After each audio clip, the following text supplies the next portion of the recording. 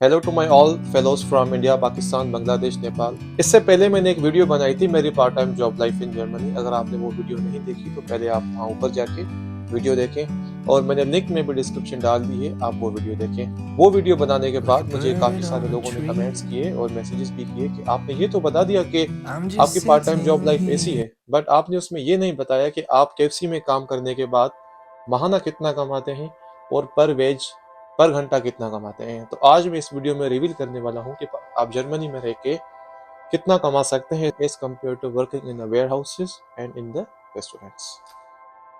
दूसरा, लोग ये भी काफी कॉमन सवाल करते हैं कि पार्ट टाइम जॉब तो हम कर लेते हैं, तो क्या हम ज्यादा ओवर टाइम भी कर सकते हैं? तो असल में होता यह है कि आपका जो कॉन्ट्रैक्ट होता है वो होता पार्ट टाइम जॉब का है। उस कॉन्ट्रैक्ट में लिखा होता है कि आप महीने के 80 घंटे करेंगे, ठीक है।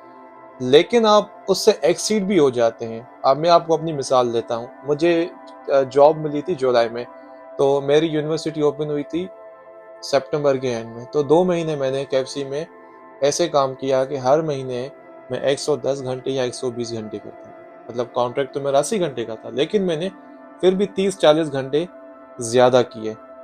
अब उसका कोई फर्क नहीं पड़ता, मुझे पैसे वही आए, बट आपका टैक्स कट जाता है। For example, part time job पे आपका 10% टैक्स कटता है, लेकिन जब आप 80 घंटे से ज्यादा काम कर लेते हैं तो वो आपका टैक्स भी उसी हिसाब से कटता है। टैक्स के कितने फायदे होते हैं, टैक्स का आपको फ्यूचर में क्या फायदा होता है, वो मैं आपको एक अब दूसरी वीडियो में जरूर बताऊंगा टैक्सेस का।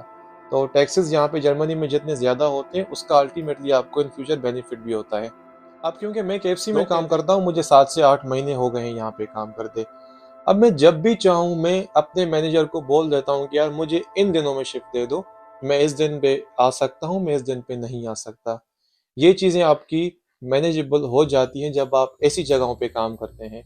लेकिन आप जब वेयर हाउस में कहीं पर भी काम करोगे, आप उनको नहीं कह सकते। वो क्या करते हैं, उनका एक वेबसाइट होता है या कुछ होता है, एप्लीकेशन होता है, वहां पे शिफ्टें डाल देते हैं।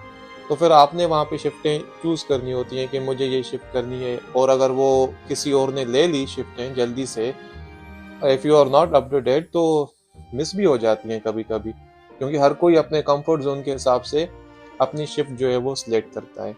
बट वर्किंग इन कैफसी और सच काइंड ऑफ रेस्टोरेंट्स, आपकी मैनेजर के साथ एक कम्युनिकेशन हो जाती है, आपका एक अच्छा रिलेशनशिप बन जाता है और आप लॉन्ग टर्म एम्प्लॉय हो जाते हैं। जब आप किसी जगह पे लॉन्ग टर्म एम्प्लॉय हो जाते हैं तो वहाँ पे आपकी इज्जत भी होती है। अगर आप अच्छा काम करते हैं, सही तरीके से सबके साथ बिहेव करते हैं, सही काम करते हैं, so it's kind of a thing. तो केएफसी में मेरी अक्सर शिफ्ट कभी 8 घंटे की हुआ करती है, कभी 7 घंटे की। अगर आप 8 घंटे की शिफ्ट करते हो, उसको 12 से मल्टीप्लाई करो तो आपके हो जाते हैं 96 यूरोस एक दिन के। इस तरह से मैं हफ्ते में कभी 2 दिन या कभी 3 दिन काम करता हूँ। कभी कभी मैं काम किसी हफ्ते में नहीं भी करता, क्योंकि स्टडीज और ऑलवेज द फर्स्ट प्रायोरिटी। आपकी स्टडीज हैं, आपके असाइनमेंट्स हैं, उनको भी आपने फेस करना होता है। और क्योंकि मुझे ट्रैवल करना पसंद है, तो मैं हर हफ्ते किसी ना किसी शहर ट्रैवल करने ज़रूर जाता हूँ। क्योंकि आप ट्रैवल करेंगे तो आपको यहाँ की लाइफ का मज़ा आएगा, नहीं तो आप एक रूम में बैठ के, एक शहर में बैठ के जर्मनी और यहाँ के लोगों को सिर्फ गालियाँ देंगे कि ये डिप्रेस सिटी है, विंटर बहुत डिप्रेसिंग है। भाई, डिप्रेसिंग इसलिए है क्योंकि आप इसको डिप्रेसिंग बनाते हो। आप जब तक घूमेंगे नहीं, जब तक आप इसको एक्सप्लोर नहीं करेंगे, तो जाहिर सी बात है आपको यहाँ की चीजें मजा नहीं देंगी। क्योंकि यहाँ पे वो कल्चर, वो लोग, वो माहौल तो पाकिस्तानियों वाला नहीं है कि आप हर हफ्ते एंजॉय करें। क्योंकि यहाँ पे एंजॉयमेंट की सैटरडे और संडे नाइट होती है। तो काम की बात पे आते हैं। काम की बात ये है कि तो मेरी कोशिश ये होती है कि मैं 800-900 हज़ार यूरो तक का काम कर दूं। उसमें से मेरी रेंट भी हो जाती है, मेरी ग्रोसरी भी हो जाती है, मेरी सेविंग्स भी हो जाती हैं, और मैं कोशिश करके अपने घर पाकिस्तान पैसे भी भेज देता हूँ। ये मेरी होती है। अब मैं चाहूँ तो मैं सारे दिन भी काम कर सकता हूँ, लेकिन देखें यार, आप में उतनी एनर्जी नहीं रहती। आप हफ्ते में 5 दिन काम नहीं कर सकते। करने वाले करते हैं, लेकिन यार इतना काम जब करोगे तो फिर आपकी स्टडीज का क्या होगा? आपकी स्टडीज तो फिर वो रहती जाएंगी, रहती जाएंगी। तो बेहतर ये है कि अपनी डिग्री पे बंदा फोकस करे, काम भी करे, डिग्री पे भी फोकस करे, पढ़ाई पर फोकस करे, थोड़ा घूमे फिरे, चीज़ों को एक्सप्लोर करे, लर्निंग करे। लर्निंग किन लोगों के साथ होती है? जब आप यहाँ के लोगों के साथ इंटरिएट करते हैं। Not only Germans, but Romanian हैं, बल्गारिया के लोग हैं, टर्किश लोग हैं। आप जितना इन लोगों के साथ बैठते हैं, उठते हैं, खाते पीते हैं, आप उतना ज्यादा सीखते हैं। आई एम नॉट सेइंग कि आप यहाँ पे आके कट हो जाएं अपनी कम्युनिटी से, लेकिन अगर आपको वाकई कुछ सीखना है, कुछ लर्न करना है, तो आप दूसरे कल्चर के लोगों के साथ भी मिले ताकि आपकी ज्यादा से ज्यादा लर्निंग हो। ये मेरा ओपिनियन है कि मुझे नहीं लगता कि अगर आप यहाँ आके अपनी कम्युनिटी के साथ ही रहते हैं आप ग्रो करते हैं। आपकी वही डिस्कशन रहती है, आपकी वही बहस रहते हैं, पॉलिटिक्स के हो गए, मजहब के हो गए। तो अगर यहाँ आने के बाद भी आप खुद को चेंज नहीं करते तो यहाँ आने का फायदा क्या। तो अगर मैं अपनी अर्निंग की बात करूँ तो मेरा ये है कि मैं हफ्ते में 2 या 3 दिन काम कर लेता हूँ। 3 दिन से ज्यादा मैं नहीं करता, क्योंकि मेरी 4 दिन यूनिवर्सिटी होती है। एक दिन मैं खुद के लिए देता हूँ कि यार बंदा घर में रहे, क्योंकि घर के भी काफी सारे काम होते हैं।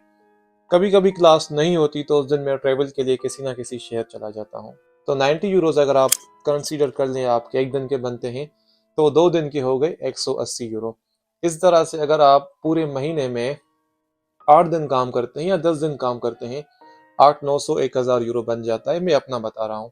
अब वो 800, 900, 1000 यूरो में से ये होता है कि मेरी आराम से रेंट भी हो जाती है, मेरी ग्रोसरी एक्सपेंसेस भी निकल जाते हैं, और भी बिल्स हो गए, फोन के बिल्स हैं, सिम के बिल्स हैं, शॉपिंग वगैरह हो गई। और इसमें मैं ट्रैवल के लिए भी अपनी सेविंग रखता हूँ कि मुझे इस महीने में इन 2 बड़े सिटीज़ में जाना है और वहाँ पे ये चीज़ें मुझे करनी है। और मैं पाकिस्तान भी पैसे भेज देता हूँ और मैं अपनी सेविंग भी कर देता हूँ। ये कंट्रीज जो है ना, यूरोपियन कंट्रीज, ये इंग्लिश कंट्री से ज्यादा ब्लेसिंग है। आप अगर किसी शेंगन कंट्री में आते हैं, यू कैन विजिट 26 कंट्रीज। ये मजा आपको ऑस्ट्रेलिया नहीं मिलता, ये मजा आपको यूके, कनाडा, यूएसए में नहीं मिलता, जो कि आपको अपॉर्चुनिटी यहाँ पे मिलती है। अगर आप यहाँ पे वो कंपेयर करें कि अमेजोन का बंदा मुझसे ज्यादा कमा लेता है, वो चाहे मुझसे 1200, वो चाहे मुझसे 200-300 यूरो ज्यादा कमा लेता होगा, बट आई प्रेफर कि इस तरह से काम करना। अब जैसे मुझे कभी भी जरूरत होगी शिफ्ट की ज्यादा, तो मैं अपने मैनेजर को बोलूंगा कि यार मुझे इन दिनों में काम ज्यादा दे दो, क्योंकि मैं अब आगे मेरे एग्जाम्स हैं या आगे मेरा स्केड्यूल इस तरह से मैं काम नहीं कर पाऊंगा। तो वो मुझे क्या करेगा, मुझे कहेगा ठीक है आगा, तुम के 6 दिन काम कर लो। ठीक है, अगर मैंने 6 दिन काम कर लिए और उसके अलावा दूसरे किसी वीक में 3 दिन काम कर लिया, मुझे ये टेंशन नहीं होगी कि यार अब मुझे पैसे कैसे आने हैं। मैंने 1 महीने का जो काम है वो अपना 1 हफ्ते या 10 दिन के अंदर वो सारा निपटा लिया। ये चीज आपको वेयर हाउसेस में नहीं मिलती। आप डिपेंडेंट होते हैं वहां पे बहुत ज्यादा काम करने के लिए, और वेयर हाउसेस के काम काफी मुश्किल भी होते हैं। अगर आपको लैंग्वेज नहीं आती जर्मन, तो आपको पैकिंग का काम करना पड़ता है। और काफी सारे लोग हैं जो वेयर हाउसेस में काम करते हैं और वो शिकायत भी करते हैं कि यार काफी हैवी वेयर्स होते हैं, वो उठाने पड़ते हैं। सो यस, ये इश्यूज हैं वहाँ पे। तो आई होप कि ये वीडियो आपके लिए बड़े काम की रही होगी।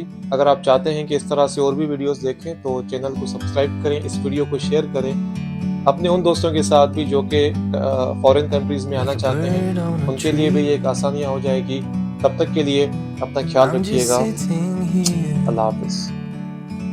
I got time, it's clear to see